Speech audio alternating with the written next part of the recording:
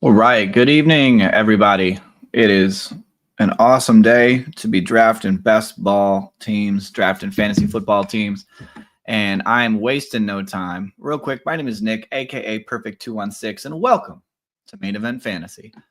We are already in a best ball mania draft. We got the pick 101. We're starting hot and heavy.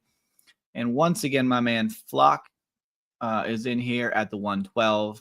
Mason Dodd, love to have him in here, and happy to be drafting with him tonight.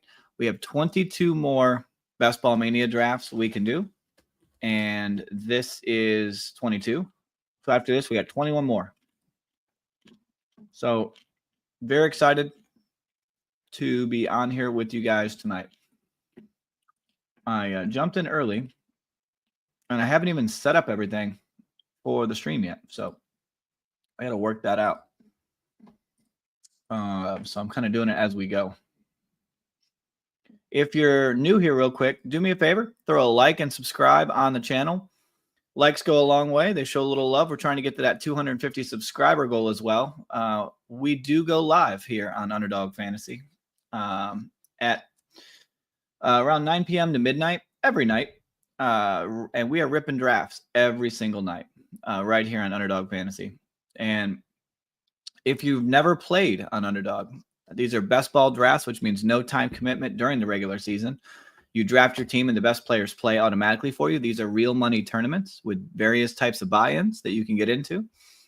We're in Best Ball Mania, which is a $2 million to first, $1 million to second type tournament. So major money to be won here. And happy to have you in. If you don't know where you are in the world, take a look at the map, anything in yellow, and you can draft on Underdog Fantasy as long as you meet the age requirements. So we would love to have you come draft live with us here on Underdog Fantasy. The draft board is flipping around to us. We're going to take a quick peek at what's coming back around. And I'm feeling good. The last few nights, these drafts have been absolutely epic, and I'm excited about it.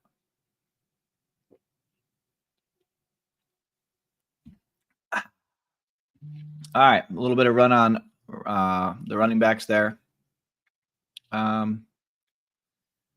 guess I'm going to just go ahead and do the double Cincinnati Trey McBride deal, which is fairly common at the one.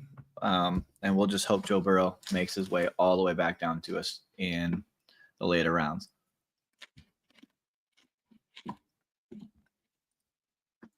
I have got to do a little bit of work while I'm here, because while I was getting ready, I did not nearly set myself up for success like I normally do. And I still got to do my thumbnail that I didn't make for the stream, and I've got to get that together. So I've got to build that out while we're rolling here.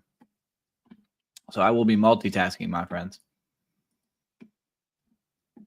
I did a ridiculous thumbnail yesterday where I stuck my face on purpose in an ugly way over top of a doctor's uniform. And I don't know why I did it. It's all for you, Joe Mixon. It's all for you, my friend. But we're here now, so we'll roll with it. I'm just trying to get my colors down. That's kind of a badass color there. I've got to find a player that I want to use for this thumbnail.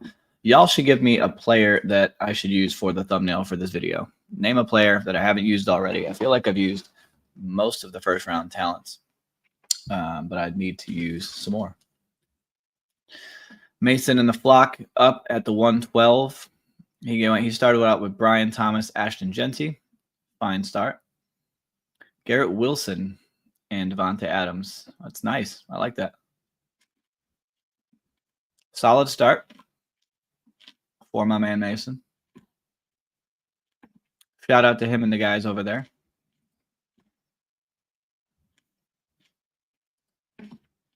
I'm pretty sure that we feel confident. We've got teams this year that have absolutely won $2 million.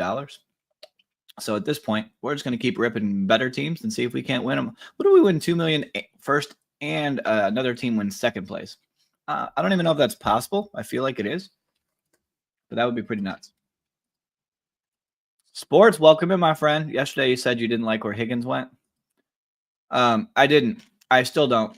The only reason I'm taking him here is I don't have very many teams that I did the double stack with Cincinnati, where you get Chase and Higgins on the same team with Joe Burrow. So I'm kind of taking a risk because I do want to have that stack at least on one team in Best Ball Mania. I might have it on one already. I'm pretty sure I did it earlier in the season. But if that's like the absolute stack to win, well, I'm not going to take much T. Higgins this year.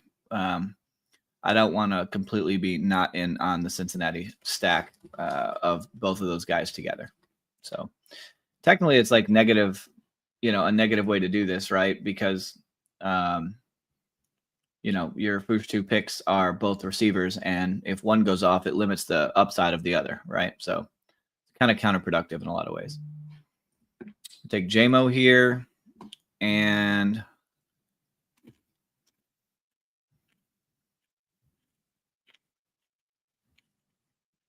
I guess we'll just take the top ADP minus Breece Hall. I don't like Breece Hall. So we'll just start out 4 wide receivers and a tight end and see what happens. See where it goes. Lurpy, welcome back. Did that dynasty trade from yesterday. Traded away Kittle, Wilson, Travis Etienne, Monty, and Jalen McMillan for Bowers and 103.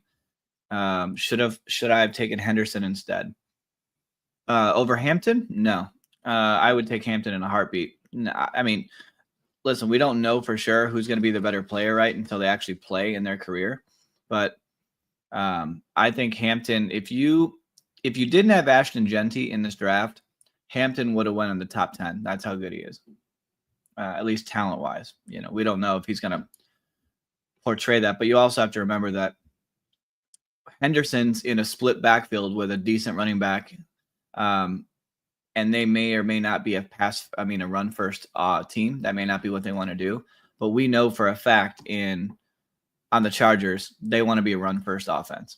And so he's going to get the ball a lot, and he'll have a lot of opportunities to kill it.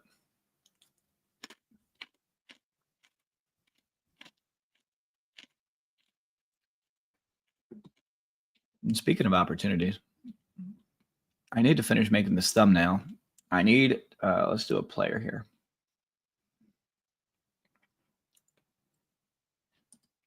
I think double stack and best ball is really good, but for regular fantasy, you never know who to start because one will go up. Yeah, absolutely. In your regular redraft leagues, like at home, I don't double stack ever. I should take that back. One time I was in like an 18-man league or something crazy like that, and I ended up with like, I don't know, maybe it was Burrow and like Chase and Higgins or something like that. In that case, you could afford it because, things get so thin that they may just outperform. And I think I got second place in that league, which, listen, we're here to win, not get second, but second place at 18 teams is pretty good. But yeah, I would never recommend doing a double stack in a regular league. But stacking one, I would. If you get CeeDee Lamb and you don't have an elite quarterback, go get your Dak Prescott. It just raises your ceiling just a bit, but I definitely wouldn't double stack in a regular league. Frizzle, what's up, my friend? Good to see you in here. Welcome in. To 2 Travis Hunter's offense and defense. Can you do that? I don't think it's going to work that way, where you can get him on offense and defense. If that's what I'm hearing that you're suggesting, which, by the way, if you look here, we got screwed on Joe Burrow. Some guy took Joe Burrow at 66 and did not have any reason to do that. So this is, that's how the game works. You do the best you can, and then you take it on the chin sometimes. So, but that's how life goes, and you just roll with it. So now we just make the best of it. We'll build this out. And, there's another way to do this, right? Like if we go down here, maybe we get Kyler Murray with Trey McBride, and Arizona and Cincinnati play each other in week 17. And if that game goes off, then we've got a great chance that is, you know, that works out well for us. So, oh, you said do 2 Travis Hunters. Got it. You know, that's a good idea. Let's see if I can get Travis Hunter. I haven't used him this year.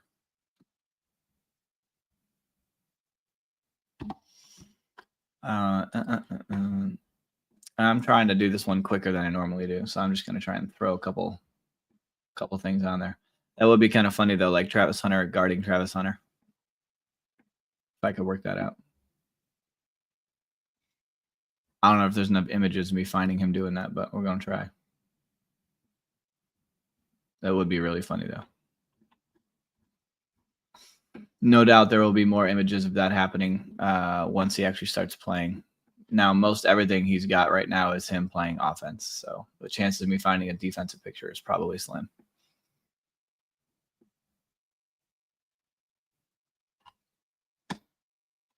But we'll see. And in fairness, I'm not looking that hard.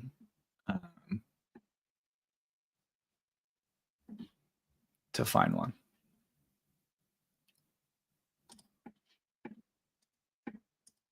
Oh, I don't even like this picture. It's kind of funny though.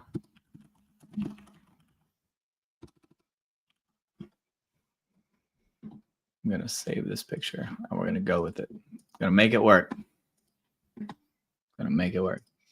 First of all, my home league redraft 12-man league, my bench, I got Matthew Golden, Braylon Allen, Dylan Sampson, Keon Coleman, Demario Douglas. Anyone, if those, I can drop to make room for a waiver. I guess I would say, I don't know that you need to drop anyone unless you know there's somebody you want to get, because you don't want to give up your waiver spot, right? I don't know how your waivers will work in your league or how you have it set, but you know, once you use a waiver, you go back to the bottom of the line in most cases.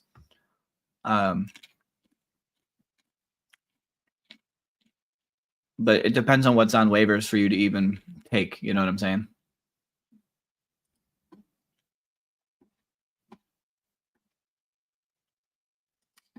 All right.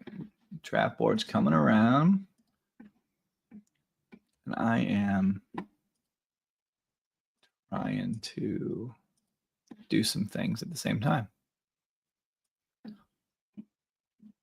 What did I end up doing? Travis Hunter. I don't even know if this picture is actually going to work. Oh, we're on the clock. All right. Let's see what's here. Let me scroll back up.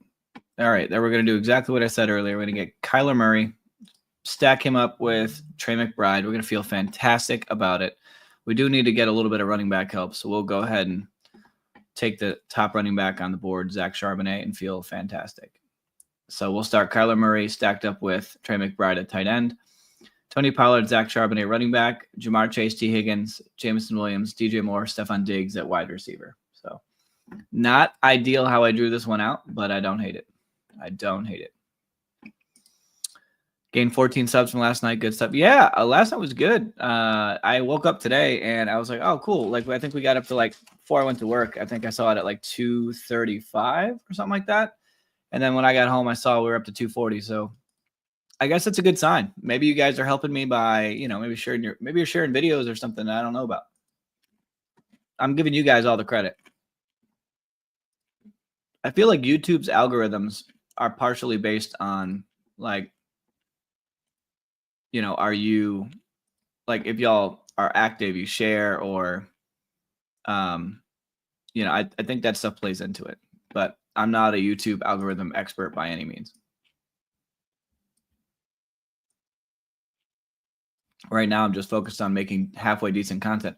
For this being the first year that I've done this, you know, I'm kind of excited about how we've started, but I think we still got a lot of work to do. But we'll work it out. We'll do it together, and we will. Whoops. We'll try and make it better every day, every season, and see what we can do with that. I'm just going to roll with what I made. I don't love it, but I don't hate it. I'm just going to download this. I got to upload it to YouTube. Sometimes I try to make these thumbnails like in advance for the page, so that way I don't have to do it while I'm streaming. So that way I'm not distracted. But I was excited to just get on and draft today. And then when I clicked on to a draft and saw we were in here with Flock, I'm like, definitely got to stream that one. Because my man Flock's in here at 12.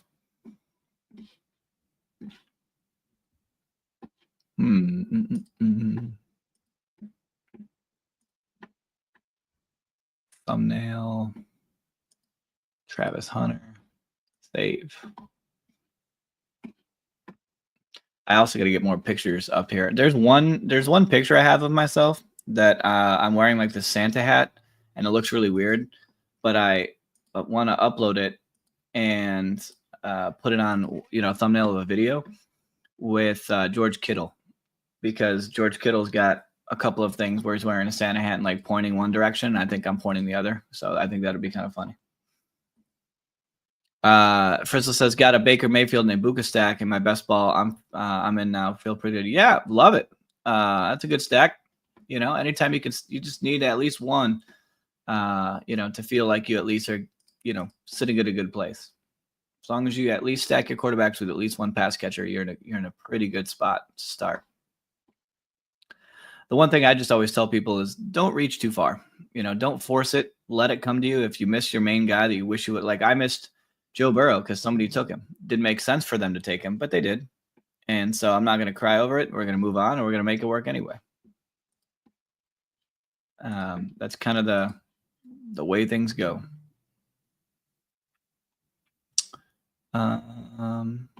Speaking of the way things go,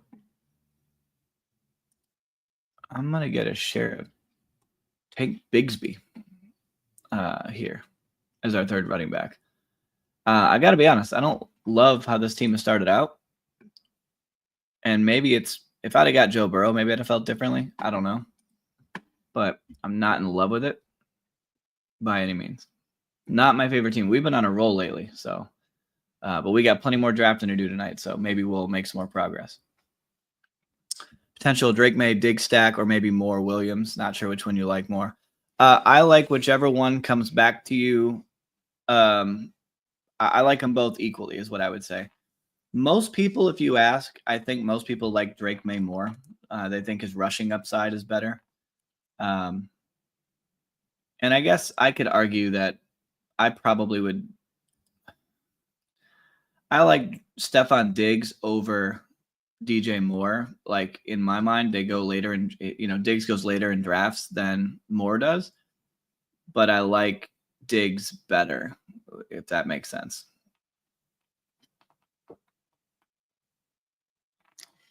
So I guess if you had a gun in my head and I had to pick one, I'd probably take Drake May. But I'd be perfectly fine with either one. I would say whatever one comes closest to you so you don't have to reach.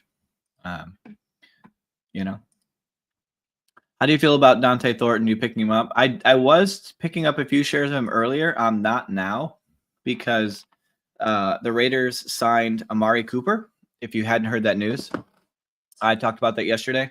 They signed Amari Cooper. And so until, I guess let me back up. Not only did they sign Amari Cooper, Jacoby Myers has requested a trade. So unless there's more news that I missed today that I didn't get caught up on, they're both still on the same team. And so that just buries him a little further down the depth chart. And so if Jacoby Myers does get traded, which I think could be a possibility, but maybe he won't be traded till midseason. I don't know. But if that happens, then I would say it's very likely that, Thornton has maybe more of a role. But if for some reason they both are there, plus Brock Bowers, plus Trey Tucker, plus him, plus Genty, I just think there's just not enough there to feed that mouth, if that makes sense.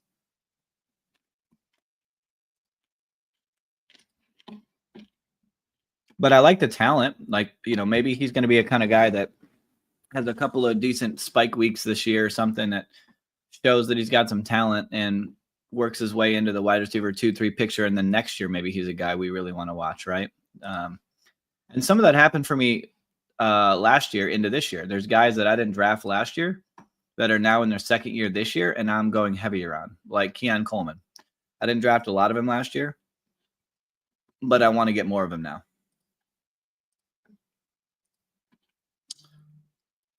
We need another.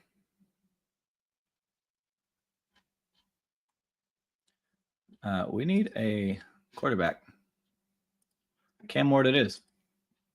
We're going to make that work. We will make Cam Ward work. Just scrolling through to see what people are doing.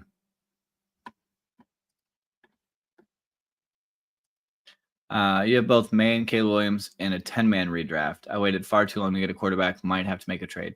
In a 10-man, I don't think those quarterbacks are horrible in a 10-man because if you just hang on to them and whatever one's playing better, you just ride the hot hand or play the matchups. They both have upside in rushing because they have legs. So it's not horrible. But depending on how deep you are, you may have to, do a couple of trades to upgrade. But the problem is no one's going to probably trade you Josh Allen for Drake May and somebody else, right? But the only way you'll get something like that to happen is, let's say 4 or 5 weeks into the season and, their running back gets hurt. Their star, they have CMC goes down, right? Now they're like, oh my gosh, I'm in trouble.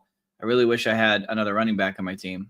And then enter you could come in with somebody who's good and give them a quarterback and, and try and get it that way. But I think it'd be really hard for you to upgrade that position. Hope that makes sense what I'm saying. Sports 101 says, who is your favorite RB2 that you think has the best shot at taking a starting spot? Great question. I really, really love that question. So there's a couple that I really, really like this year. So let me just go top to bottom and I'll kind of call out some big ones. I think that Charbonnet has a chance if they trade Kenneth Walker, but he wouldn't be my favorite RB2, but I like him a lot. I get a lot of Charbonnet when he goes. He's a great, great pick. One of my favorite handcuffs. Trey Benson's probably my favorite one. He's the one that's been sitting on my mind this whole time. Trey Benson is so Arizona had interviews all training camp long and all preseason long with James Conner, and he kept telling everybody that Trey Benson put on weight. Trey Benson's running with the ones. We're not a 1-2. We're a 1-1. You're going to see him featured more. So if they're featured back, and James Conner is telling you that you're going to see Trey Benson take over the role at some point, he's basically telling you that he's the future. So I think Trey Benson should have a big year this year, theoretically.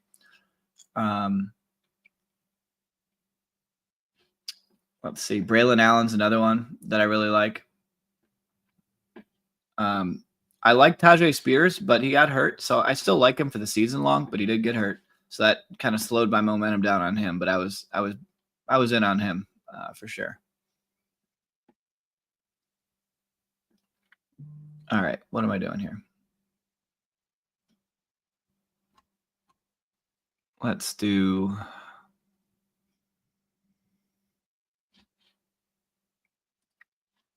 Rico Dowdle.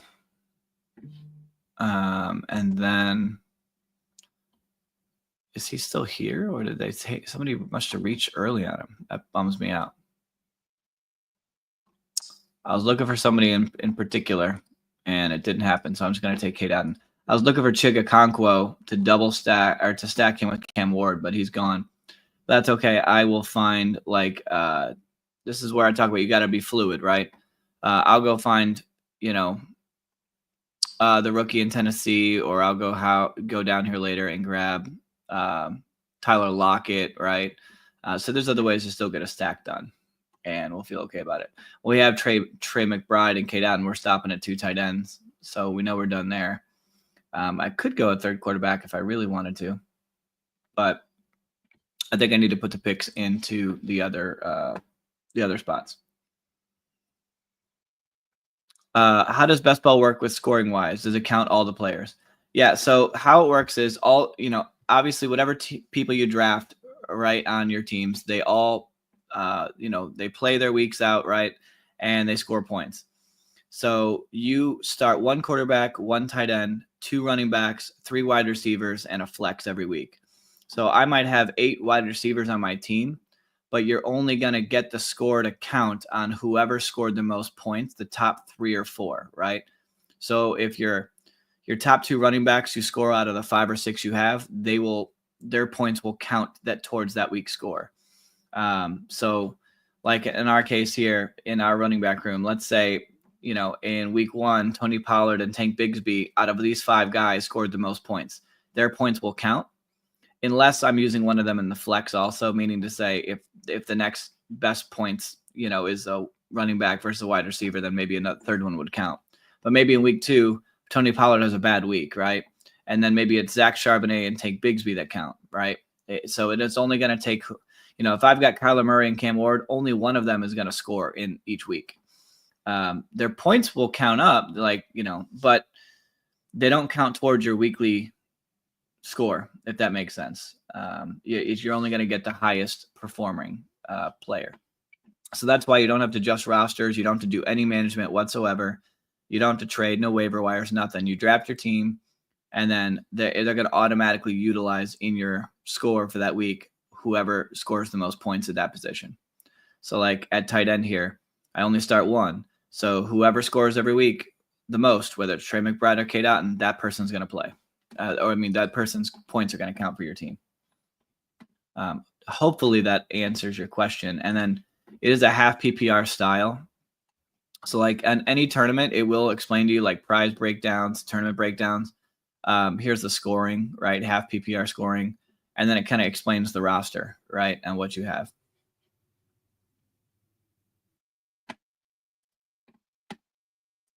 Was that helpful for you?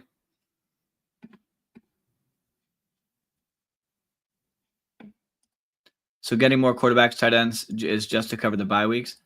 Good question. So bye weeks don't matter as much there are some tournaments where bye weeks will matter more. Like, I don't want to confuse you, but there's tournaments like the Eliminator where every week, it's a different style tournament. If you don't survive, your team gets eliminated in the middle of the season, right? You got to go week to week to week. So you don't want to have, too many bye weeks stacked together or whatever. You're going to be short on points. But when you're doing season long, the bye weeks don't matter as much. Obviously, if I only had 2 quarterbacks, you'd want to have them with different buys, right? Because otherwise you're going to have no quarterback playing for 1 week and you'll have nobody scoring for that position. So, hang on 1 second. I'm realizing I'm on the clock here and not paying attention. I am going to double stack Arizona now. And then before I forget what I was doing, I'm going to go and get, where'd he go? I'm reaching on Tyler Lockett. But like, you don't have to be too afraid. So like, look at my running back room here. I've got 3 guys on by week of 8. Who cares? On week 8, I only have Tony Pollard and Rico Dowdle playing. Whatever points they get, that's all I'm going to get that week. But you got to remember, it's the whole season that you're accumulating points. Weeks 1 through 14 is the regular season. Week 15 is the quarterfinals. Week 16 semifinals. Week 17 is the finals. So, it's still an accumulation of points. So, it's not terrible if you're going to have a few players out at the same time at each position. But like quarterback would be ideal not to have, them with the same bye weeks. Absolutely. But I will say the whole, when you go back to why did I draft 2? Why don't you just grab 1 guy and that's it? Well, most likely you're going to have quarterbacks that don't have, they're not the best quarterback every week, right? They might be, they finished as the quarterback 6 this week and 1 next week and then 7 the next week. If you have 2 or 3 quarterbacks, you give yourself the chance to have a better quarterback playing, right, every week. So you at least really need to have 2 quarterbacks on every team. If you don't get an elite quarterback who you think is going to be one of the best scorers all year long, like Josh Allen, for example, you typically want to get a 3rd quarterback. Same thing with tight end. Like, because Trey McBride, we draft him in the 3rd round, he's an elite tight end. We're assuming he's going to score more points every week than most tight ends will, and we're just going to use his score most of the time. So we only really need one other tight end on this team. Someone on the opposite, without an 8 week or without a bye week of 8, and somebody who might score a decent amount of points on the chance he has an off week, right? So that kind of hopefully that makes it make a little bit more sense in that regard. But I love drafting best ball teams, and I promise you, once you start doing it, it is extremely, extremely addicting.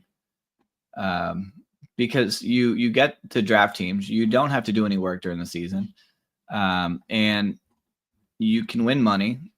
And when you get ready for your redraft leagues, like your home leagues, you've drafted so many teams or however many teams already against real players and like people who draft here on Underdog are pretty sharp, meaning to say they're going to force you to start to draft more intelligently and make you better as a drafter.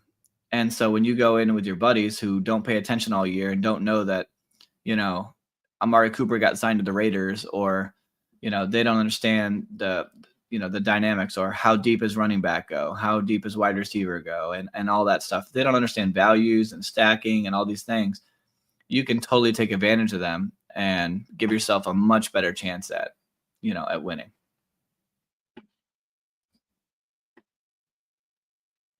I don't really want to do that. I think I'm just going to get another running back. I thought about getting a quarterback here, but I'm not going to do it. Not going to do it. I'm just going to take another running back and be done. So we got a 2-6-8-2 build. Kyler Murray, Cam Ward at quarterback. Running back, Tony Pollard, Zach Charbonnet, Tank Bigsby, Trey Benson, Rico Dowdle, DJ Giddens. Wide receiver, Jamar Chase, T. Higgins, Jameson Williams, DJ Moore, Stephon Diggs, Rashid Shaheed, Michael Wilson, Tyler Lockett. Tight end, we have Trey McBride, Cade Otton. We double stacked Arizona with Trey McBride, Michael Wilson, double stacked with Kyler. Actually, triple stacked. We have Trey Benson. And then Cam Ward, we have Tony Pollard, which could catch the ball out of the backfield, which can help. And then Tyler Lockett as our stack there. Arizona plays week 17. They play Cincinnati. So if you get to the best ball finals in week 17 with this team, the way this team wins money is we get there, we sneak through, and then the game when Cincinnati and Arizona play each other, they go off. These guys go nuclear. And in order to catch up, Kyler Murray has to throw a whole bunch of passes to Michael Wilson and Trey McBride. And they all score a whole bunch of points, and we win a bunch of money. That's pretty much how that's supposed to look.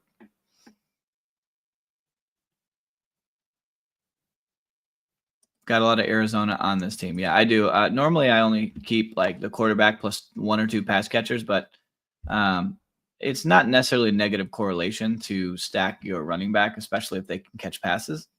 So it's not horrible to do that. And there is data that shows that, there are times when you can do a little bit more, like you can have 3-4 players on a team and it still works out well.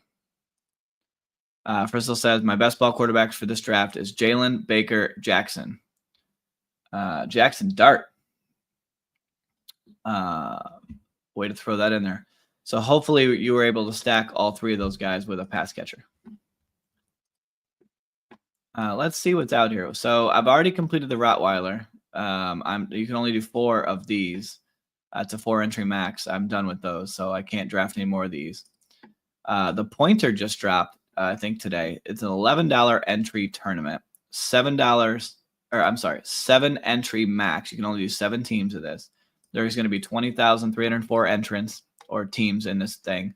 40,000 a first, 25,000 a second, 15,000 a third.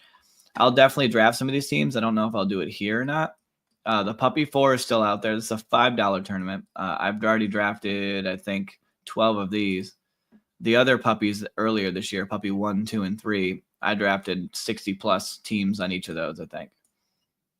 Then we got the Flock Contest 11, which I could draft 1 more of these teams before it goes off. Let me see.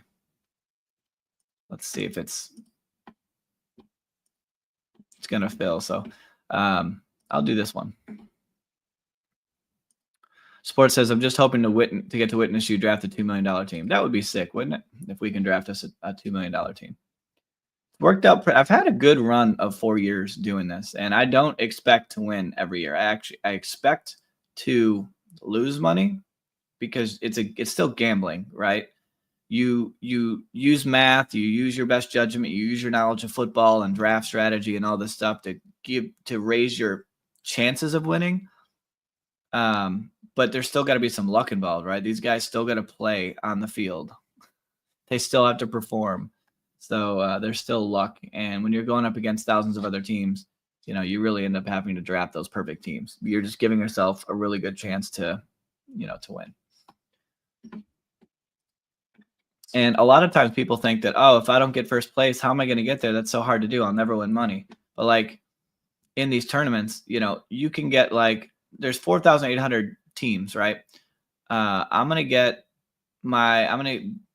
get 5 times my money if I at least get 100th place, right? Anywhere from 51 to 100th place. So if this team gets 100th place out of 4,800 teams, I have 5 times my money, right? And it's kind of like that in other drafts too. Like in Best Ball Mania, you can finish 112,112 place and you get your money back. So it's not like you're just, if I don't win big money, I can't win money. I've not actually won a tournament on here.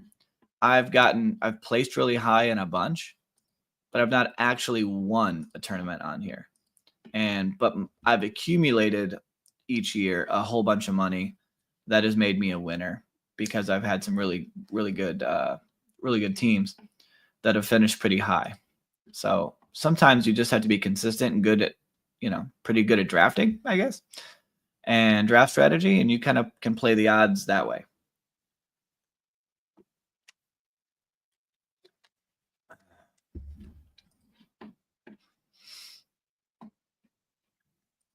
Real quick, guys, don't forget to throw a like on the stream. Subscribe if you have not. It does help the channel. We're trying to get to 250 subscribers sooner than later. And we'll check that off the box and go to the next, the next one, if we can do that. But the likes do go a long way. It's very much appreciated if you would smash the like button. Let's see what we got in here. So in this draft, these are the drafts that scare me a little bit. Because if you look at the teams on the board, you'll notice that I am what's called a badge drafter. There's if you see my little dog logo with a red and white badge next to it, there's only 3 other people in this draft that have badges. Badge drafters are typically drafters that draft intelligently, smart. They don't do crazy things. They're not going to just randomly pick a quarterback and not stack them. Like, they draft really intelligently most of the time because they've drafted a lot of teams or they won a lot of money. And the ones that are non-badge drafters, they might be guys that draft 1 or 2 teams once in a while, or they're not sure what they're doing, and that's okay. But when you have a whole room of people that are not sure, it really can add volatility to your draft, which it can be good because it could mean you can get some awesome values. But it could also be really bad when they start taking picks that don't make sense for them. So it can play out both ways. Did I just see Puka go at 17? That's ridiculous. A little low for him to be going at 17. So this guy has a nice little start going. Neighbors Puka. It's pretty good. I've done this London AJ Brown combo a bunch of times. I really like that start. All right, CeeDee Lamb, we picked him first. It'd be really cool if Achane came around, but he didn't. He went right before us, so we're just going to have to take whatever's here. We can either go Ladd McConkey or Bucky Irving. Y'all know how I feel about Ladd McConkey. I also think he's a 3rd-round talent in these drafts, so I'm going to take Bucky instead. And I don't love Bucky, but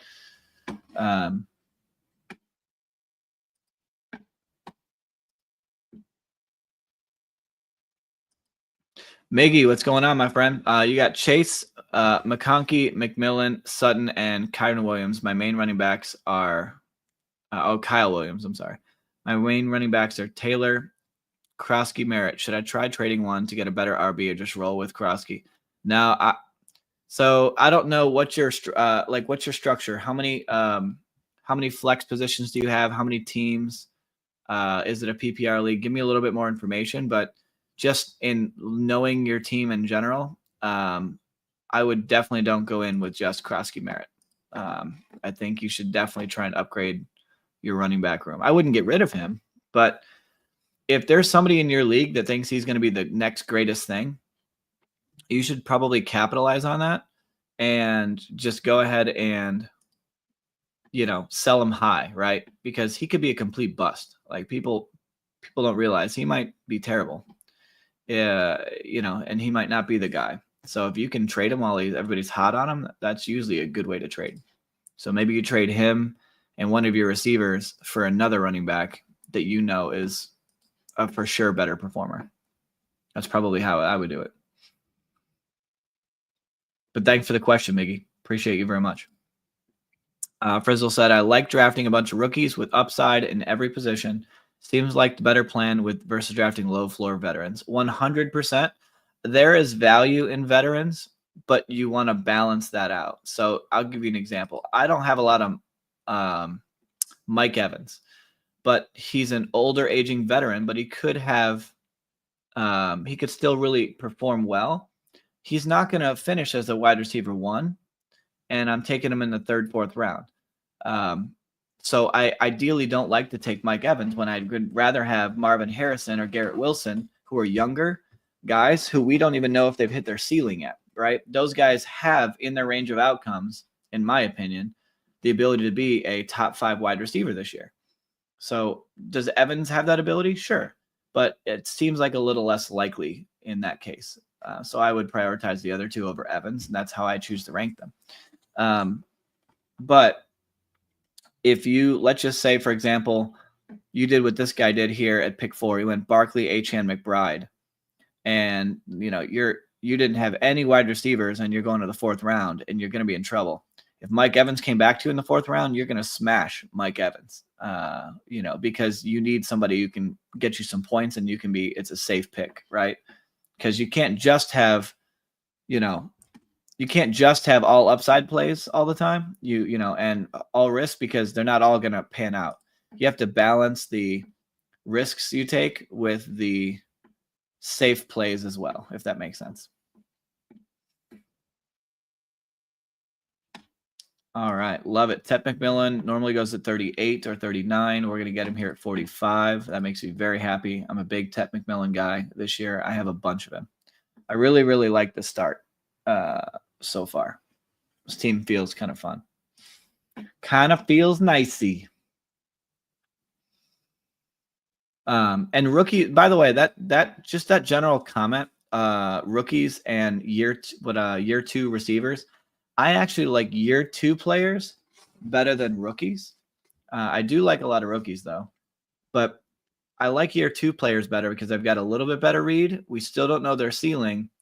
And for example, Marvin Harrison Jr. last year was going in the back end of the 1st round when he was being drafted last year, because everyone said he was the better prospect over Malik Nabers.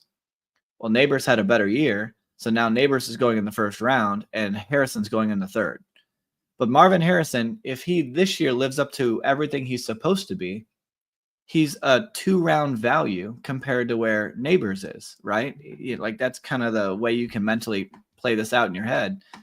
And that's why I keep telling everybody that I think Marvin Harrison is an absolute smash in the 3rd round, because he has round 1, wide receiver 1 upside, because I don't think he's fully, he's not fully broken out yet.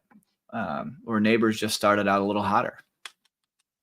So I love year 2 guys. And then one thing also with rookies and year 2 receivers, I always tell you when you're trying to value your players, look at their draft capital, because it does matter. If you like Rome Odunze, he's on Chicago. He's their number 2 receiver. I get it. But he was drafted early in the 1st round last year. So while he didn't break out yet, he's still got that upside, and an offense is getting better, and they invested in him with a high draft capital pick. The difference would be Jack Besh or somebody else, where people were trying to draft him in like round 9 earlier this year. Like, oh, he could be a great upside pick on the Raiders. They're not that stuck with him. They didn't love him. If they loved him and he was that great of a talent, they would have took him earlier, right? So does he have a chance to be good? Yeah, but his chance is way lower. So bet on guys who are rookies and second-year players, but also bet on guys who have high draft capital, because it just raises the likelihood that they want him to work, right? Sports says, how's your back feeling? A little better today. I thank you, by the way, for asking. You're a real one for that. A little better. I've been taking some like aspirin and stuff, doing a cold pack, stretching. Definitely better today than it was yesterday. I'm guessing I'll be probably able to get back in the gym I'm hoping by this weekend, but we'll see how it heals up. I don't want to stress it too much, but I definitely don't want to be away from the gym too long, or I'll fall into some bad habits. Because that happens. Well, we as humans are a creature of habit. Frizzle says, how do you earn a badge? I will show you, my friend. There, in Underdog, there's only 2 badges, the black and white and the red and white. I will pull it up in the description. I can't recite it perfectly, but it has to do with the number of tournaments you've entered, and it has to do with the number of money you've won in prizes.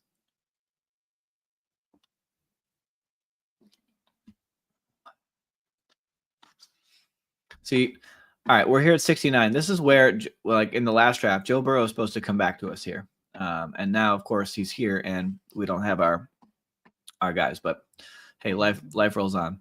Speaking of guys that I like with round 1 talent on a year 2 receiver, enter Rome Odunze. Again, 734 yards, 3 touchdowns, barely scratched the surface of what he could do. And he's going in. We got him in round 6.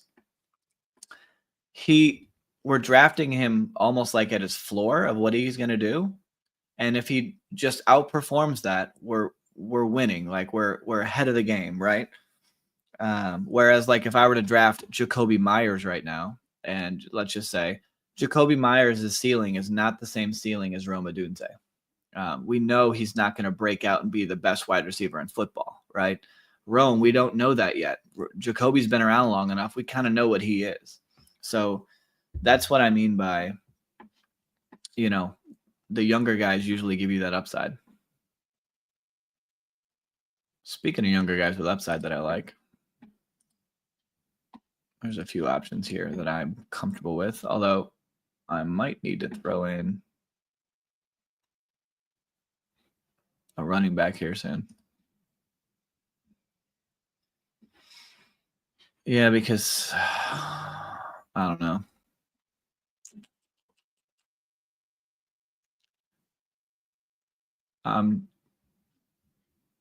I should just take the value. I'm just going to take Jerry Jeudy. Just going to do it.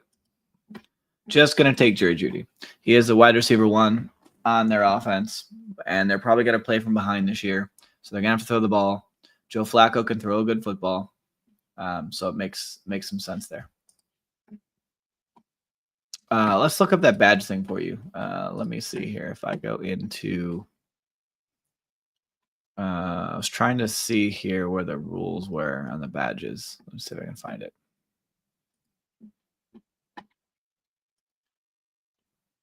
So if you go to rules, by the way, you're going to see a bunch of explanations of stuff. Here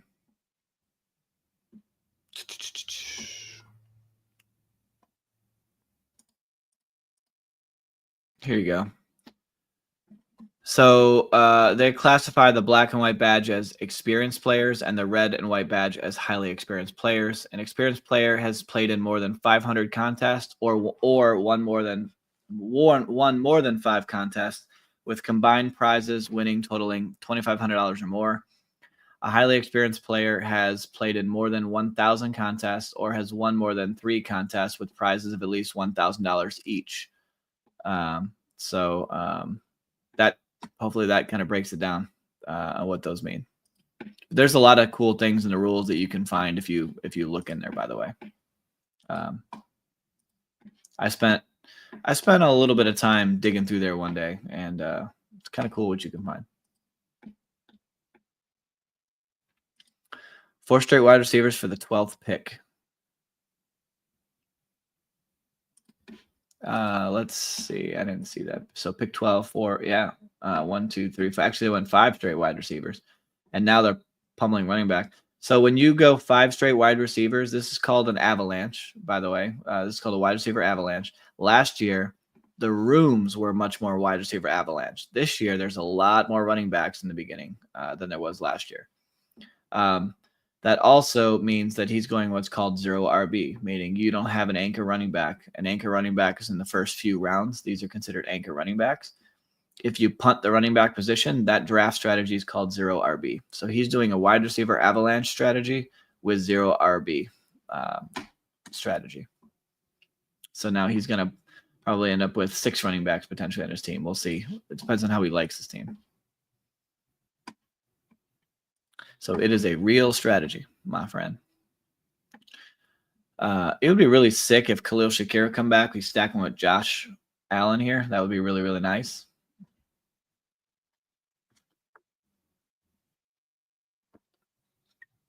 We just got to get by Shrek here. But Shrek's got 3-3-1, no quarterback. He really needs another wide receiver probably. And he took our guy. So thank you, sir, for stealing our person. Mighty nice of you. So we're just going to take the best guy on the board, Pittman. I really needed somebody else, but I'm just going to take Pittman. And we'll see what comes back.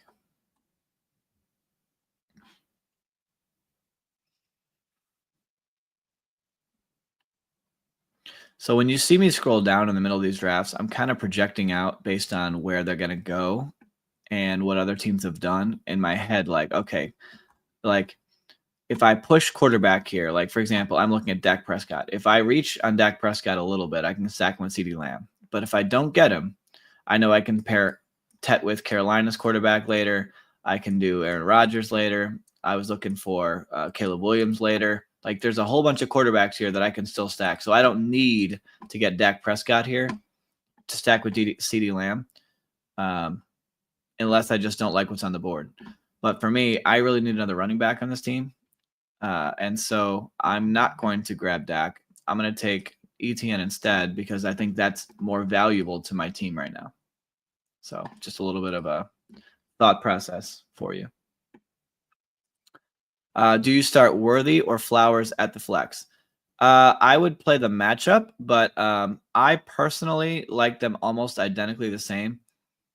I think Flowers will be more consistent than Worthy, but I like them both. I don't think you can go wrong by playing them. I would play the matchup. Whoever's got the better matchup, whoever starts hotter would be my answer. I will say this. When Rashee Rice gets suspended later this year, after I think he's going to get suspended by week 5, then I would probably bump Worthy up in that conversation, Jack, because, they're going to need him more.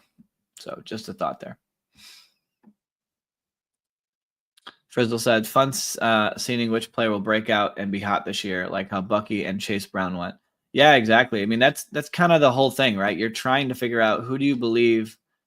Like you're not trying to find nothing but diamonds in the rough, but like you're looking at where they're going in drafts, and you're saying, okay, in this round, who do I believe might have the best chance that fits in my team that could well outscore their position? And a breakout doesn't have to be a guy who's round 18 and he becomes the best wide receiver in football, right? To be a breakout, if Nick Chubb, he's getting drafted in round 9 here, if he has a great year and becomes a true running back 1, for his team all year long, he could end up being the value of like a round 3 or 4 pick, and he well outplays the value where you drafted him. In best ball, we call that closing line value, right? Where does he finish as it relates to where he was drafted? You want to have a positive closing line value team. That's kind of the goal. That's how you know you've drafted a really good team. Guys got some good questions tonight. And Jack, by the way, thank you for stopping in, my friend. Don't forget that like button. Lion said Gibbs and Montgomery will be on the field at the same time for some sets this year. That would be fun to watch. I like both players. I just like Gibbs better because I think he's younger and rising, and he's a pass catcher. He's also proven last year he can be a goal line guy, and he crushed even with Montgomery playing a lot of games. Now, Montgomery did miss time last year, so I have to keep that in mind. All right, so look, Dak Prescott almost came back all the way to 117 anyway, which would have been disgusting, but he did not, and that's okay. So we'll just move on. Grab our first tight end here instead. But let's say Dak did come back to us at 117. We do that stuff on purpose, and we try and draft smart. And then if Dak Prescott does come to 117, then we've got him much, a round and a half lower than where most people will have drafted Dak Prescott, which, again, gives us another advantage. There's a lot of, big brain concepts here, right, that you can, take and apply to your drafts. And that's how you increase the value of your team.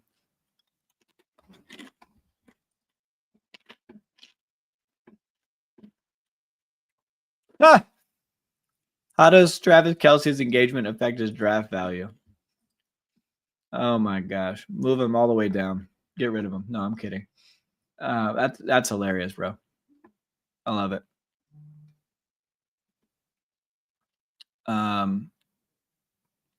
All right, I am going to reach here a little bit. I'm going to reach and get Dalton Kincaid because I need to stack a pass catcher with Josh Allen. And another tight end doesn't hurt here because I do need a tight end. And we kind of missed most of Josh Allen's partners earlier. So I am going to reach and grab that. Normally, I don't recommend that, but I also am a little bullish on Dalton Kincaid. I rank him higher than where most of the time he goes. So I personally don't feel bad. Said Shrek sniped you twice already. He did, or she did, and that's okay. I've seen people and I've had friends who have been sniped in their draft and they flip out and they're so upset and then they just screw up the rest of their team, and it's like, look, don't let it define your draft. You just got to be good enough to pivot and make a change and still make it a good team, because why would you just throw away? This is a $10 draft, but why would you just throw away $10? Why would you do that? Doesn't make any sense. And I'm sorry, by the way, guys, I'm crunching in your ear. I found a bag of these chili cheese Fritos downstairs, like a small kid's bag, and it was calling my name when I got up here. So don't hate. But I'm snacking on an unhealthy snack, but it's delicious. Chili cheese Fritos for the win.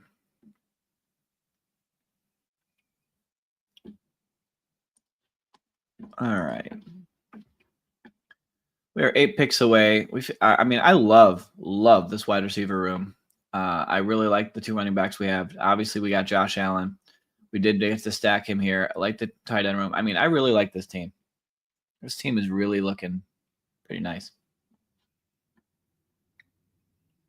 Now we just have to finish it and not screw it up completely.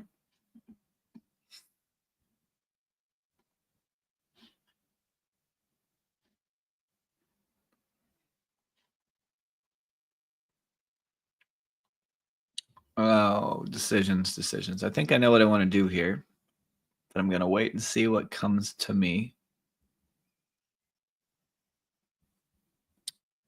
So Benson would have been in consideration for me here.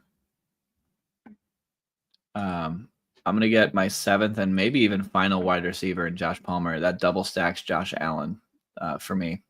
So I like that. And then on the way back around, I'm going to reach a little bit and get Bryce Young before I run out of quarterback options. And I'm going to stack him with Ted McMillan. That would be my hope. Unless one of these fine people really like Bryce Young. And they might. This guy here has no Carolina Panthers on his team. So the chances of him grabbing him are slim, but you never know because he's a non-badge drafter. He may not know what he's doing.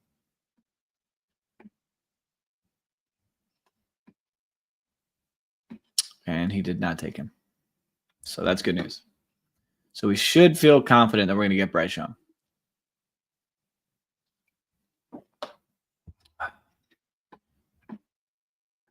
Which, by the way, I really like Bryce Young this year. Where he's going so late in drafts, and he's upgraded. They upgraded the offensive line. They upgraded their wide receiver room.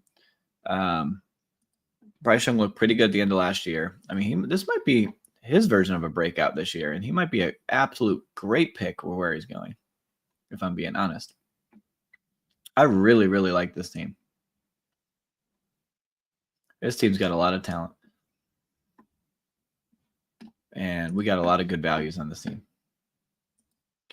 Got to see you hit a shot on the Papa shot behind you. I think about it all the time. That's so funny. Maybe one of these days we will do that. Maybe I'll throw one up tonight. We'll see. It's funny. I bought it for my 9-year-old.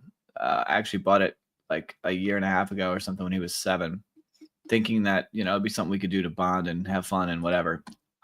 He's not as into sports as I am. He is in a little bit, but like he never really wants to, like, I'll never hear him up here just playing. Like if I start shooting, he'll play, but he doesn't just come up here and just go, you know what, I want to do this today. But it would be nice if he would do that. And then my 2-year-old, so there's only 3 balls in there right now. The other 2, I don't know. The 2-year-old takes him and he'll bring him downstairs and he wants to bounce him like a basketball downstairs. So I have to go constantly find them and bring them back upstairs.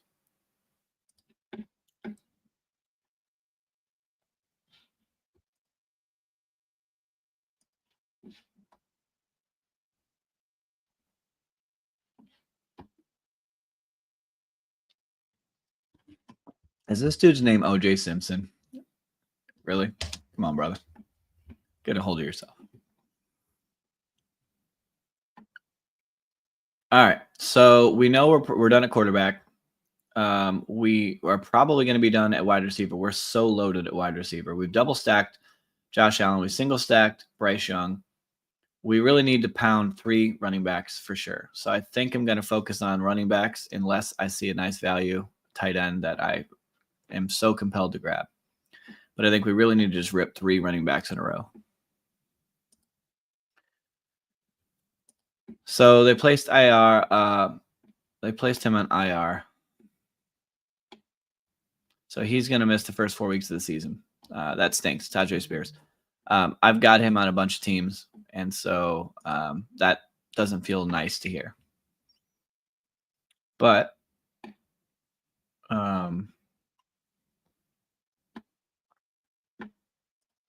oops, did not mean to do that. I think I'm going to make this a 6 running back team. I think I'm going to stop at 2 quarterbacks, stop at 7 here, and definitely get 6 running backs.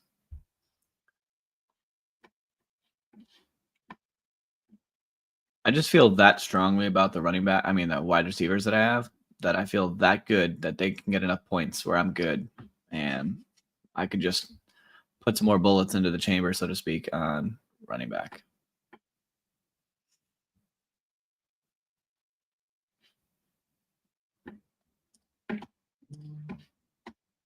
We'll go another share of Rico Dowdle.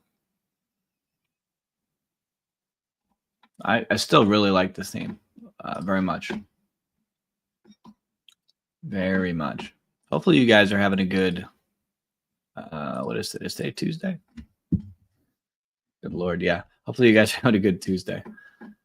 I will say this, just kind of a heads up in advance, as I plan on being live every night, like always. But I'm looking at my schedule, and Friday night may be tough. I don't know yet. If I'm on Friday night, it'll be a little later than normal.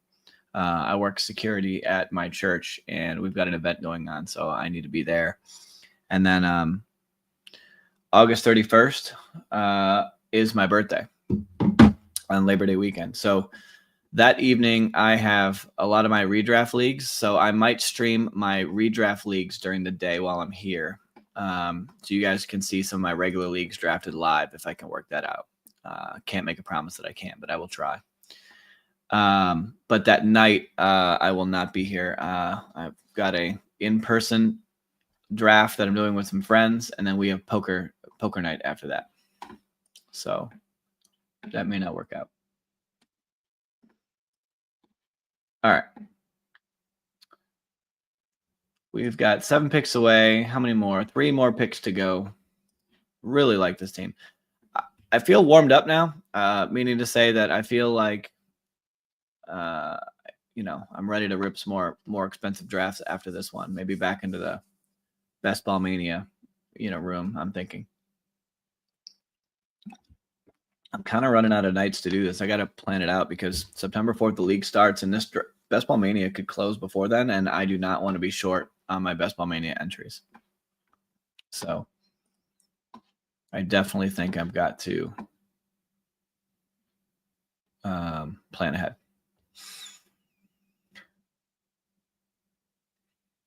See what Chris does here.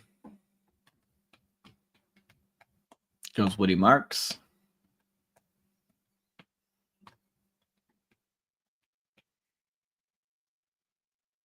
Oh, I was going for Rodriguez, but we don't have him. That's all right. Keaton Mitchell, I like him. He'll be our 5th running back on this team. So I think we're going to get one more running back for sure. And then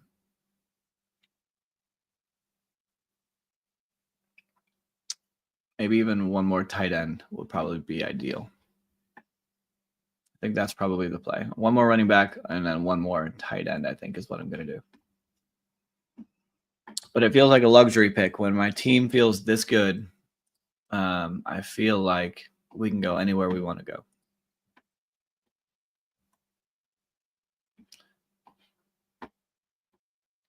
I like Kendre Miller this year, which, by the way, Alexander Madison for them was he's out for the season, and then they traded away or released, I think today it was, oh my gosh, what is his name? The guy who was on the Rams.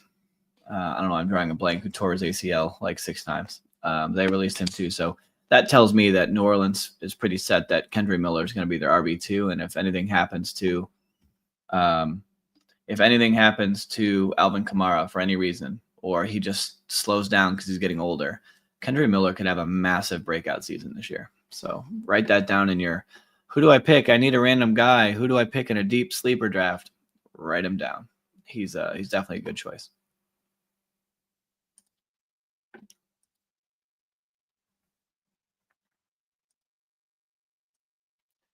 All right. Just kind of peeking at what's out here at the tight end room.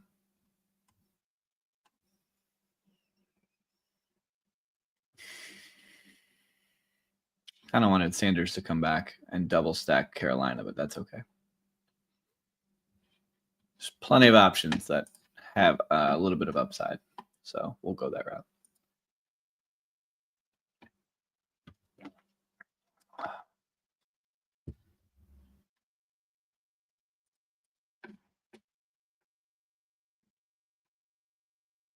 I think I've got 21 more Best Ball Manias I can do. I definitely want to do one of them tonight.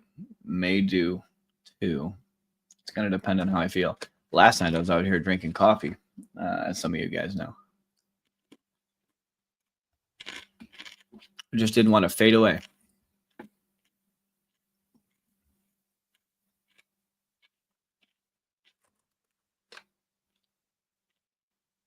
I wonder if you guys can hear me crunching. Hopefully I'm not crunching in your ear.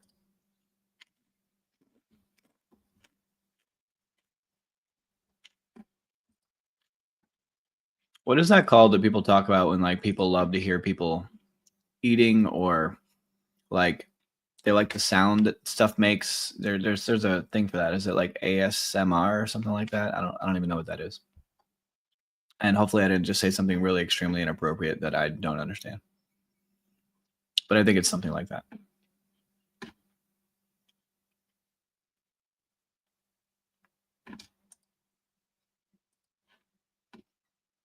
Troy Franklin goes. I think Troy Franklin's a great late round pick sleeper too, by the way, especially if you have Bo Nix as your quarterback.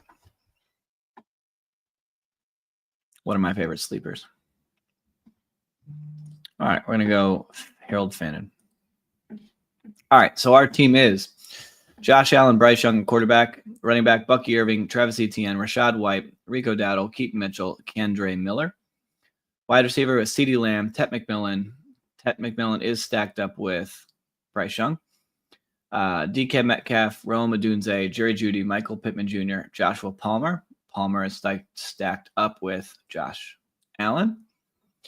Tight end, we have Tucker Kraft, Dalton Kincaid, and Harold Fannin. Kincaid is also stacked up with Josh Allen. So really nice team.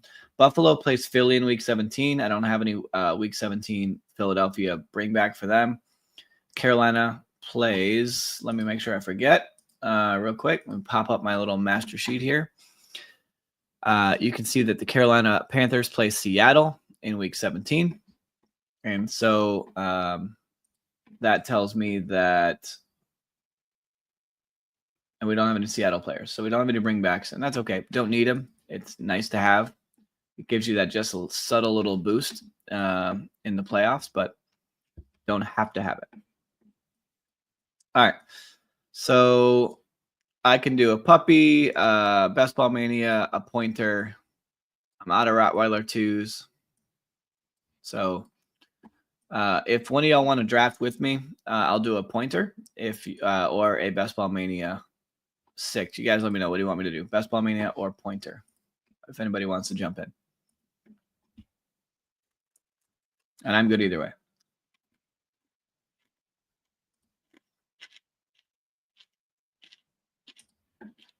And I'll give you all just a second. And if not, we're going to do another Best Ball Mania. Actually, I just changed my mind. I'm going to overrule you, and I'm just going to do Best Ball Mania anyway. Because we have, this is 85% filled. I want to keep going. All right, 7 more slots available in this draft. So if you guys want to draft with us, please jump in. This is a Best Ball Mania draft.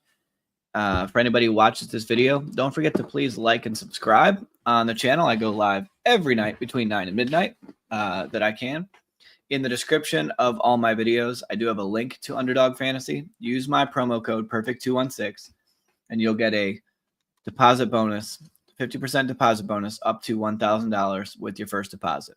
So if you deposit $200, you get $100 free. You deposit $100, you get $50 free. If you deposit $50, you get $25 free. 50% of whatever you deposit, you get as a bonus. So take advantage of that. Highly recommend it. Don't leave free money on the table, my friends. Can't do it. All right, one more person, and this one is filled. My favorite draft slot this year is 6, so I'm hoping to stay around this pick 6 at this point. Right in the middle of the board. That's where I want to be.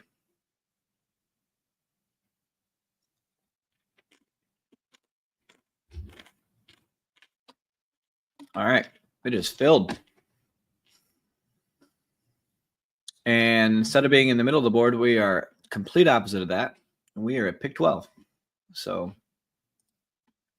that is the opposite of where I said I wanted to be. So we will just play it out, see how it goes.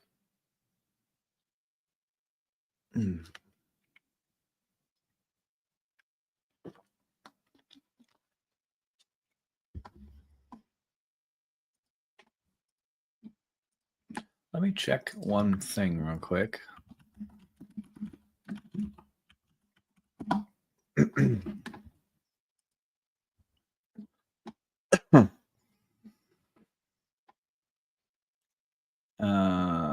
Some other random news that I just want to throw out there that I kind of knew about, but I guess they're making it official. 49ers wide receiver Demarcus Robinson officially suspended 3 games for violating the NFL substance abuse policy. We knew that was going to be happening.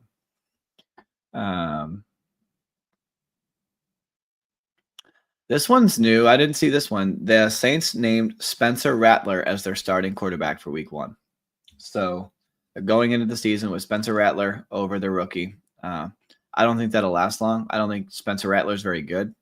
So I think if they struggle at all, they'll definitely get the rookie in there at some point. So it's not that surprising, but I don't have any Spencer Rattler drafted, nor do I plan on drafting him. But you never know.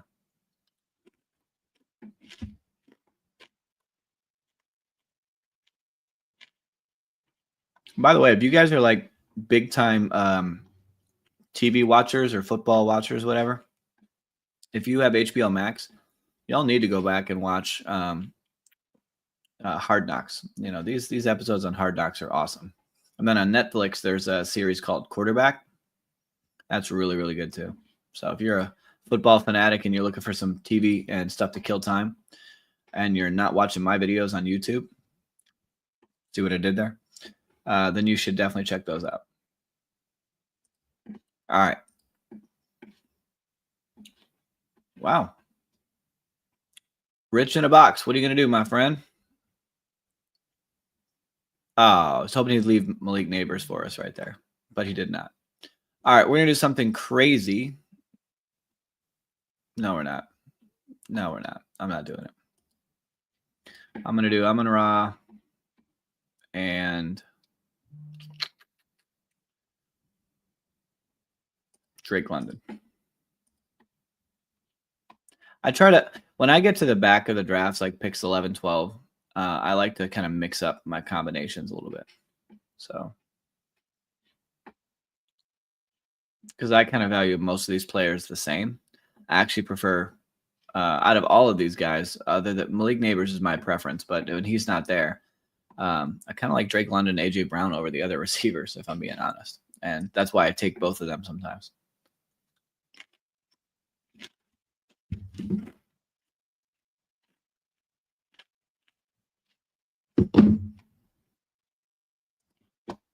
See if I missed anything else. Oh, the Giants released the Mafia. I mean, Tommy DeVito. Quarterback Tommy DeVito has been released. Wow. What a devastating move.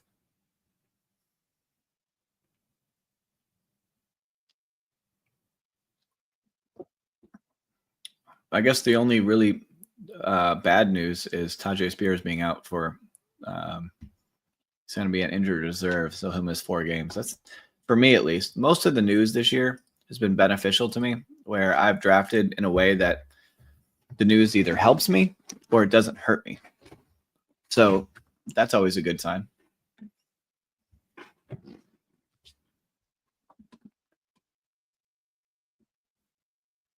All right, let's take a look. Anything crazy going on? Not really. Brian Thomas at 8 is pretty crazy. But if you look at what he did Brian Thomas and Chase Brown, and they normally don't go together. So he kind of forced a weird stack there. Justin Jefferson at 7 is a little crazy. So I guess Jefferson with Achane, that's a little rare.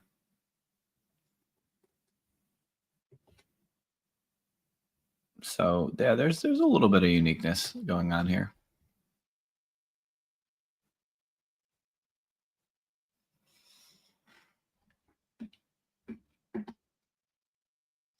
Taylor all the way to the 3rd round. Feels bad for Taylor. Feels good for Clint.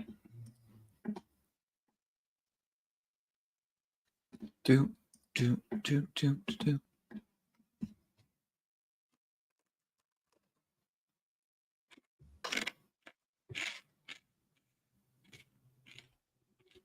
Mike Evans really at 29? Really? That's what we're doing? All right. Good luck with that.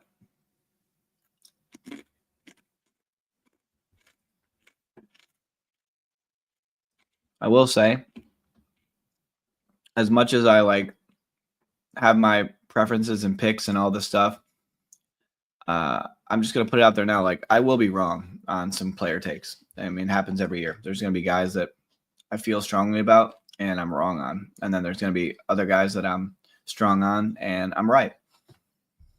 I just try to be hopefully more right than wrong. And so the majority of the time it benefits me. At least that's kind of how I'm playing it out.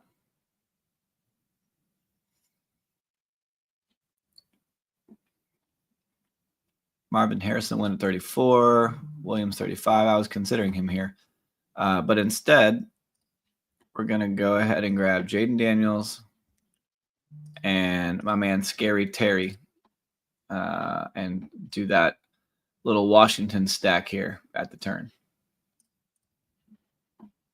So we've started Amon-Ra St. Brown, Drake London, Jaden Daniels, Terry McLaurin as our first 4 picks of this draft.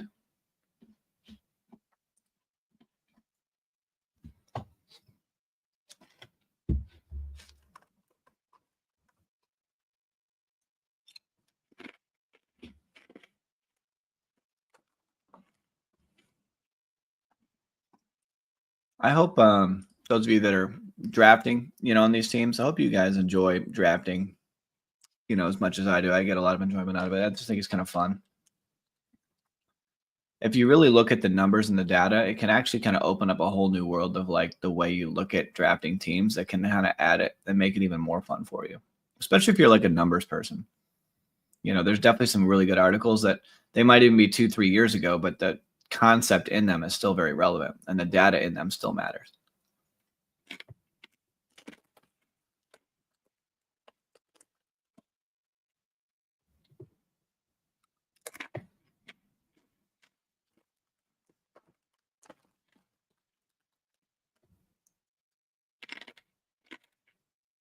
And I do apologize for like chewing in your ear. It's probably not like your most favorite sound.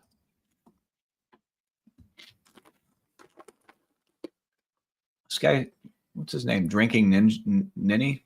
I don't know what it is. I don't know what the name is.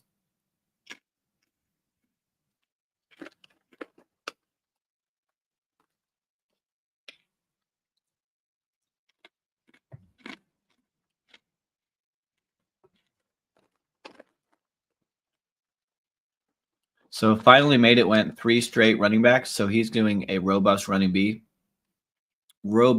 back draft strategy, which means he needs a punt running back and maybe even only get 4 running backs in his whole team because he's got 3 running backs his first 3 picks. He's banking on them being absolutely everything he needs in his team. And it could work, but the percentages show that it's usually not the best strategy, but it has shown it can work.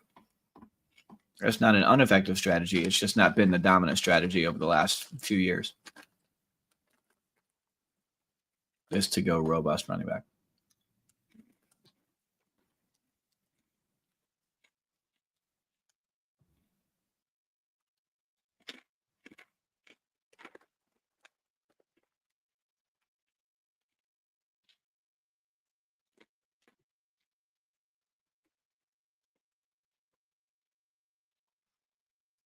Do. A little bit of a run on wide receivers here, which is pretty normal in this part of the draft. I saw Chuba Hubbard go in round 6 earlier today. I think he went at picks like 68, like a whole round later, which is crazy that he dropped that far.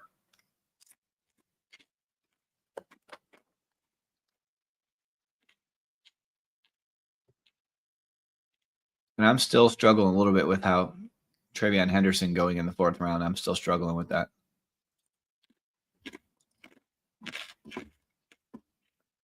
You really got to believe in him to take him in the 4th round, my opinion. And I like him. I'm an Ohio State fan, so I believe in his talent level. It's a lot to take in.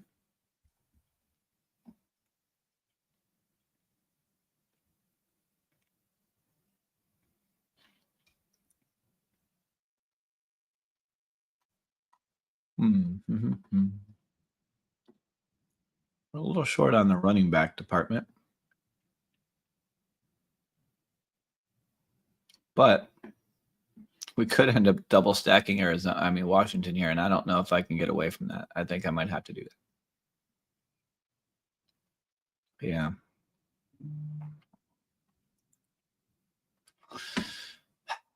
So I'm going to do Deebo Samuel for a double stack with Jaden Daniels.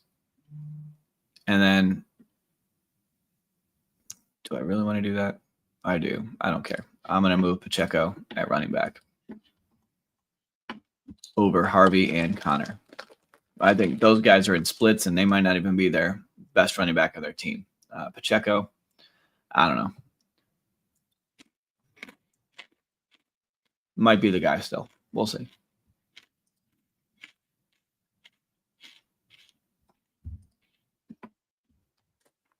We will see.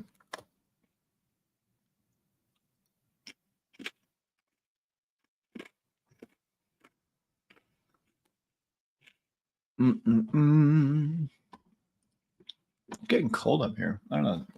Turn the air down or something.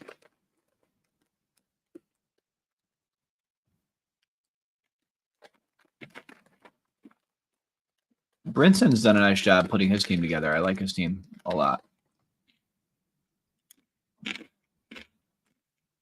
For the weird team he's creating, I actually kind of like what he's done. I don't like Breece Hall, but in the back half of the fifth, he's kind of worth taking a shot at on a couple of teams. So I don't hate that.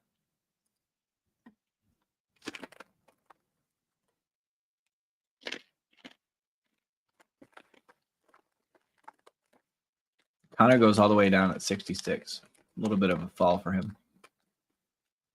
Guess it's not really that far.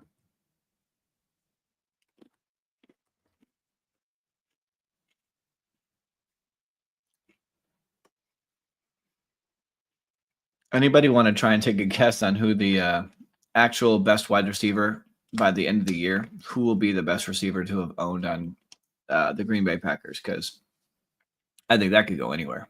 And you include the tight end. I mean, who knows?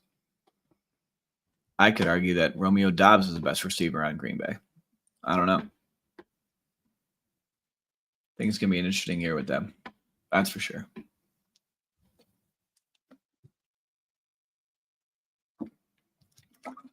Oh, let me slide this down.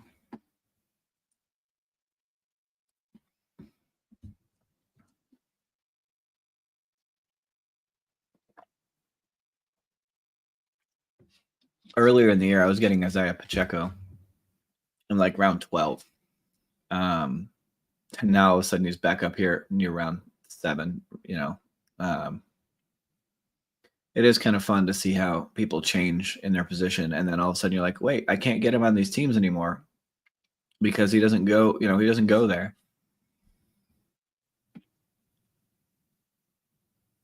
So the two guys that drafted Cincinnati Bengals players went with elite quarterbacks, and none of them were named Joe Burrow. So Joe Burrow goes at 75. Well, no, he ended up.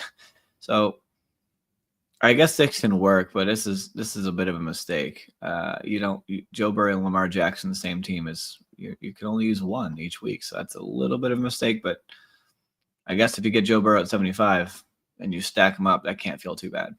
So kind of like a double elite quarterback, which is one of the worst strategies based on performance. If you look on the screen real quick, and you can pause this if you do this video back later, and you'll see the different draft strategies. The double elite quarterback is one of the bottom tiers of strategies that you should be using. So it just doesn't make sense. You're giving up too much value in order to draft 2 elite quarterbacks. Just doesn't make any sense.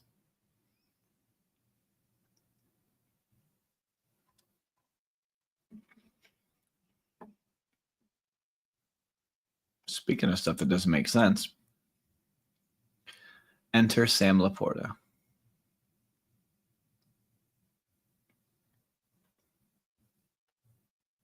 Rich might take him, though. He did not.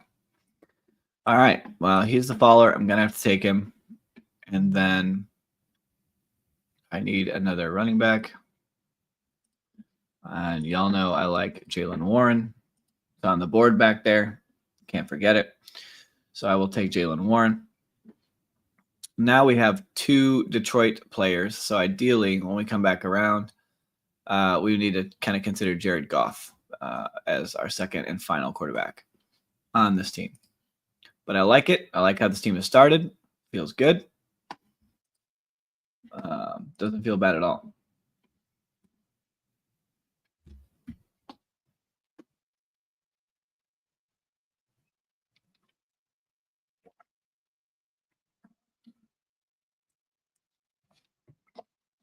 Travis Kelce goes. Look, maybe he moved up in drafts because he got engaged to Taylor Swift. Maybe that moves him up in drafts. Maybe that is maybe that's the plan in life. Like you just gotta find someone who makes you better and increases your value just by marrying them, right? Is that how it works? Maybe that's what my wife did to me. I gotta think that back.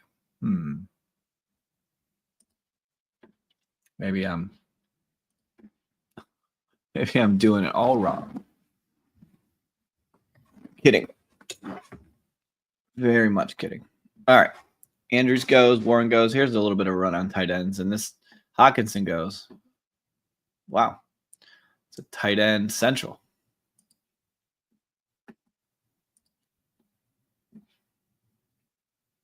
Charbonnet, Dobbins. Let me see where Dobbins is at real quick.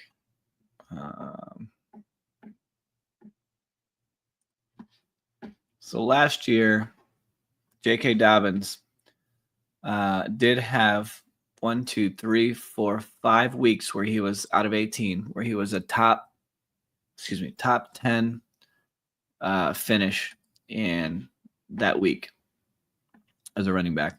Finished as a running back 24, missed 4 games, 63% snap share, pretty good on touchdowns, all told. Didn't do that much in the receiving game, but he did catch 4 touchdowns despite not being that involved in the receiving game. So J.K. Dobbins showed last year he's still got some juice. So I think people need to be cautious that in Denver, he may be, really good choice. So don't write him off. And he goes much later in drafts than RJ Harvey, who's going, 3 rounds earlier in round 6.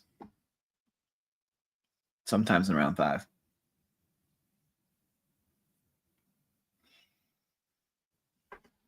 I don't even know that I believe in the talent of RJ Harvey.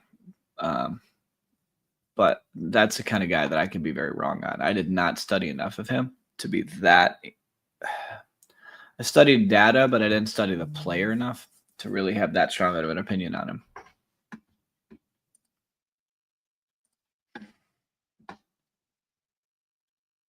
All right.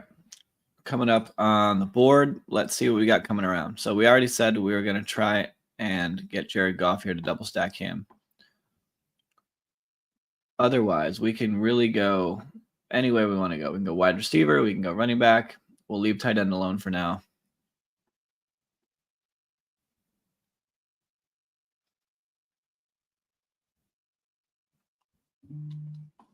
I'm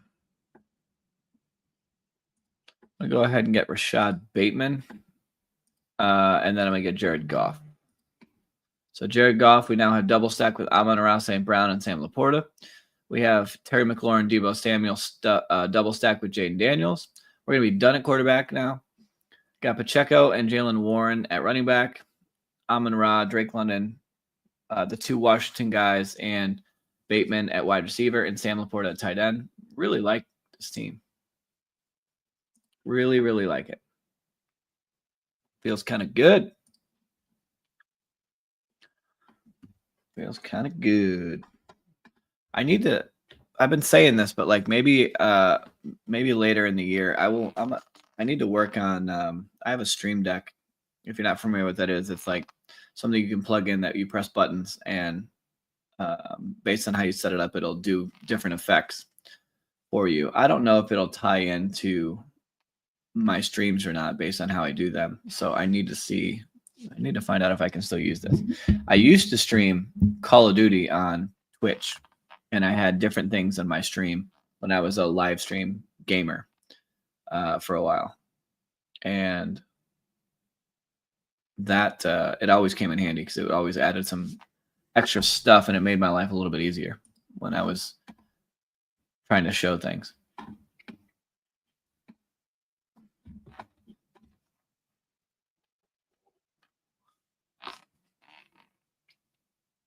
This game looks like a colorful game of Tetris. Just got to put the right pieces together. It's like a puzzle. So if you like puzzles, you know, maybe this is it's a unique way to go to look at this game, but it's kind of like a puzzle. All right, Dak Prescott goes. Stains down here on the end. Where's the Lamar drafter go? What did he do? So he still has no Baltimore receiver. One Cincinnati. I don't hate his team, but I just think that it was a little bit too much for him to take both those elite quarterbacks. He kind of given up on value a little bit there.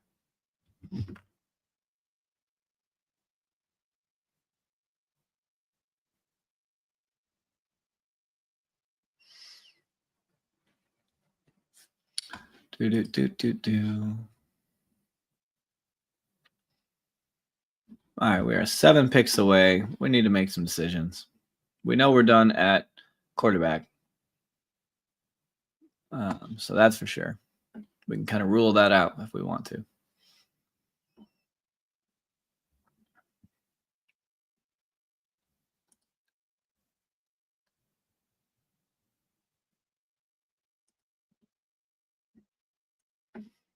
Definitely some really nice options at tight end and running back in this range that I like. But I think I'm going to go back-to-back running back. There's just a lot of good options sitting on the board that I'm probably going to just be okay with. I mean, we could even argue that we could take Joe Mixon at some point.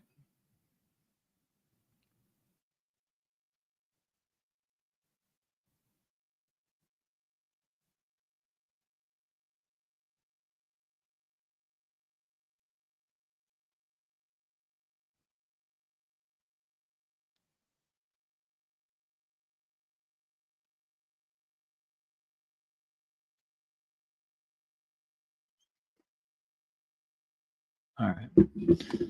Coming up on the clock. Braylon Allen will be one of them. And then we can do Ray Davis, Joe Mixon. Maybe it's 133 okay for Joe Mixon if he's going to miss 4 games? I don't know. We're going to do it. I don't have a lot of Joe Mixon. I guess 133 might be good enough for him to fall that far. Maybe that's when we should take him. This may end up being a 6 running back team because I'm definitely done at quarterback. I don't know. We'll see. We will see. Sí, señor. That's my Spanish.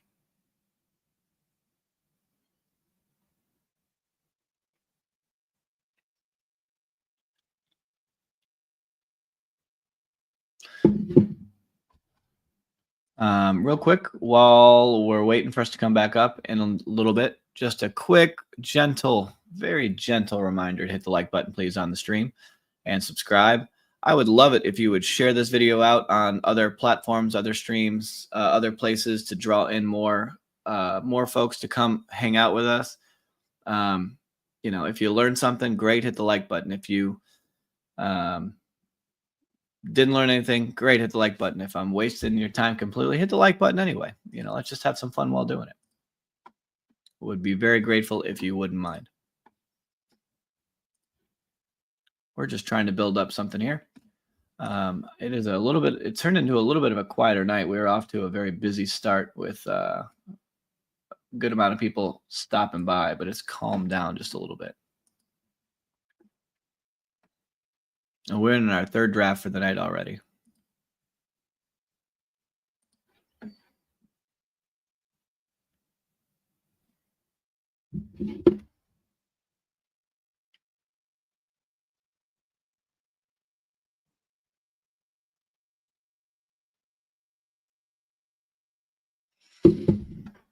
CJ Stroud going over there for Mr. Staines.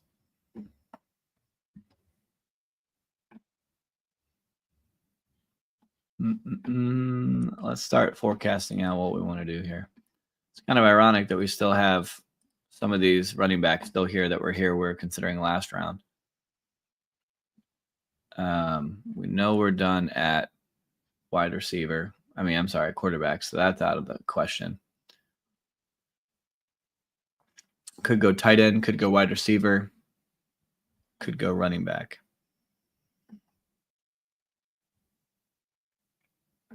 We could get Zach Ertz and make it a triple stack for Washington, but that I don't know if that's a bit excessive, right? I don't know.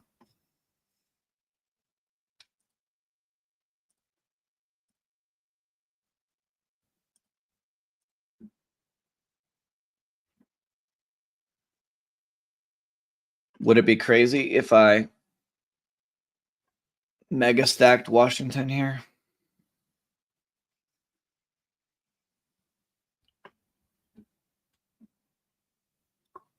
It would pretty much mean that if Jaden Daniels goes off, he's bringing the rest of his pass catchers with him, and we're going to get the value out of everybody he's got in his team at this point.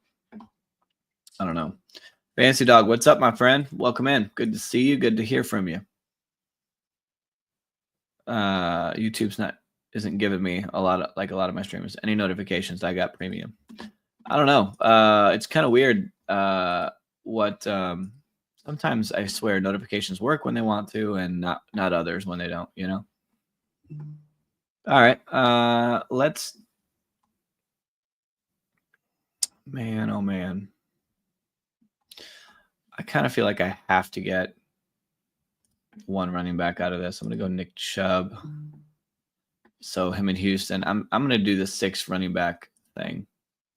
Is what I'm gonna do. And we'll play the tight end game later. So we're gonna stop at running back now with these 6 running backs. We're gonna stop at quarterback with these 2. We've double stacked both Detroit and Washington wide receiver. Double stack them. So now we're looking at just wide receiver, tight end through the rest of this draft. And we have, I believe it's 4 picks left. Yeah, 4 picks left. And we know for a fact 2 of them will be wide receiver. 1 will be tight end. And then we can either stop at 2 tight ends and get an 8th receiver, or we can stop at 7 receivers and get a 3rd tight end. So we'll see how it plays out. But I kind of like this team. This team seems a lot of fun. Seems like it's a lot of fun. Fancy Dog, hopefully you had a nice Tuesday and that you're doing well.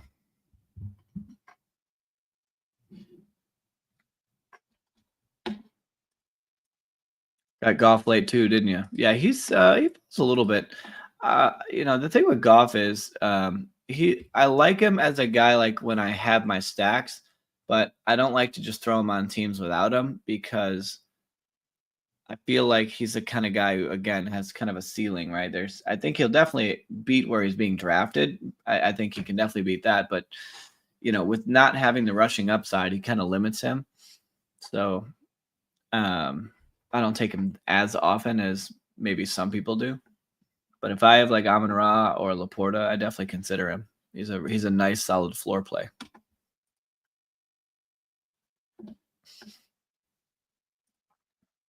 You too. How'd that meeting go, boss? Which meeting? I had like 9 meetings today. They all went great. How about that? I'll start with that. He did have that 5 touchdown playoff game. Yeah, he did. But he's like Jared Goff is like a Joe Burrow type, right? Like he's doing it through the air and only through the air. He does play in a dome. He's got talented, pass catchers. So like they're very similar in their approach, right? On how they could play things. We'll see how they change their offense now that Ben Johnson's not there. We'll see if that shifts at all. But make no mistake about it. I think Jared Goff's a good quarterback. And I think when you have pass catchers, I think it's great to grab him. And I think where he goes in drafts is a really nice place. Really good value. I really can't say anything bad about him or where he gets drafted.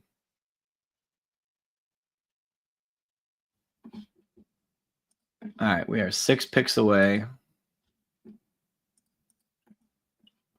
So we're getting into I was just going to say, am I really about to get Zach Ertz to fall all the way back just to tempt me to get the triple on Washington? And it didn't happen, and it's probably good that it didn't. So K. Dotton, Mason Taylor, Jonnu Smith.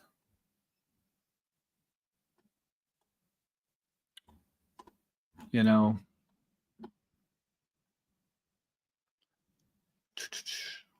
Troy Franklin. Whoops, didn't mean to do that. Y'all know I like me some Troy Franklin this year. Although I already have 2 week 12s. I don't know that I need to do that. We could go Coker. I like him too.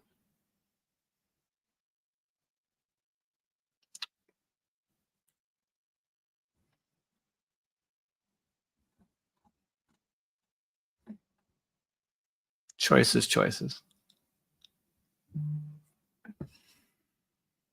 We'll get Coker here, and then we'll get, I guess, another steady Eddie kind of guy. We'll get K. Dotton at tight end.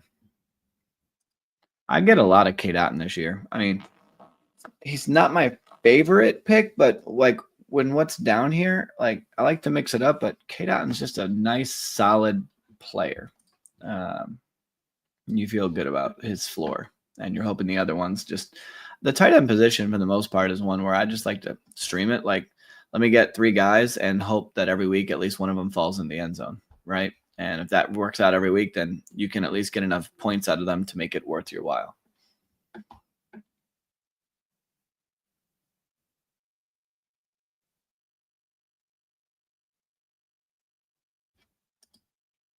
Wasn't a consensus that Goff wasn't good for a long time? Yeah, he was. I think it happened because of the Rams, right? When he was on the Rams and there was all that conversation about how he wasn't that good, he wasn't that accurate, he was, not the brightest bulb in the box, etc. And honestly, the best thing that ever happened to him was that trade. And some people say, "Oh, the Rams are crazy." People got to remember the Rams made that trade and then they won the Super Bowl. Like, you did exactly what you planned to do when you traded Goff and got Matt Stafford. So you did exactly what you were supposed to do. And I think Goff's actually better off in Detroit. So I think it worked better for everybody, if I'm being honest.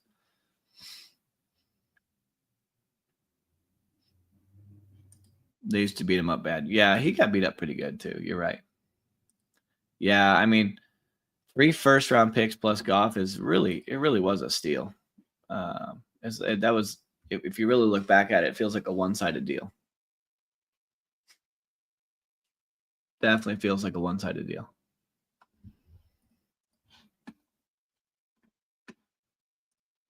But again, if I was the Rams and I did that deal, I won a Super Bowl. That's what I wanted to do. I made a decision because I think that's what I needed to win a Super Bowl, and then it worked out.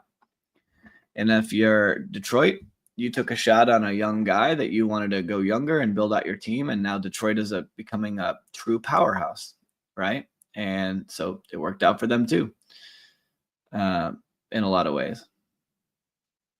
So I think one of those things where it feels pretty lopsided, but at the end of the day, they both pretty much got what they wanted to do. They both, one wanted to rebuild their team and make it strong, and they did that. The other one wanted to win a Super Bowl now, and they did that. So I'd say kudos to both those teams.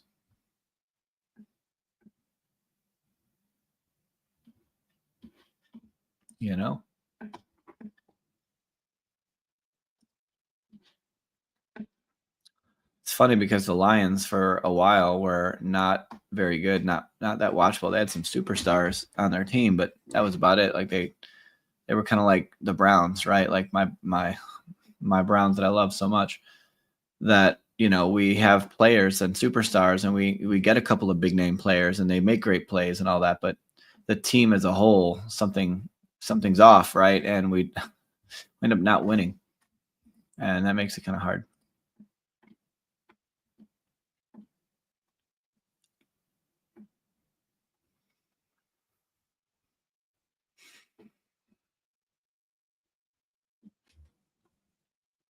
I think I have to go 8 receivers here, right? I can't stop at 7. I think I have to go 8 receivers and just stop at 2 tight ends. Or do I get a third tight end? I don't know. I kind of feel like I have to assume that these guys are enough.